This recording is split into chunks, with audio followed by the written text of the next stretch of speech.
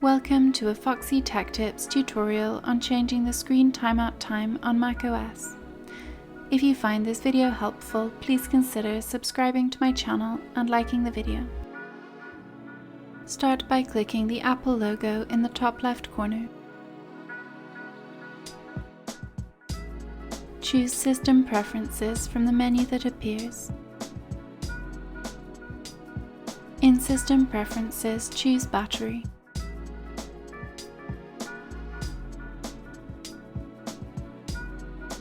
From the left menu in Battery Settings, select Battery again. The first option here is called Turn off Display After.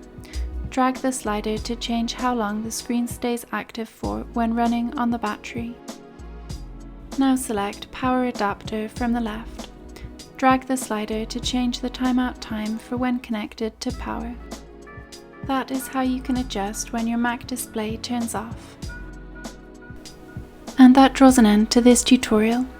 Please like the video if you found it helpful and subscribe to Foxy Tech Tips for more Mac tips and tricks.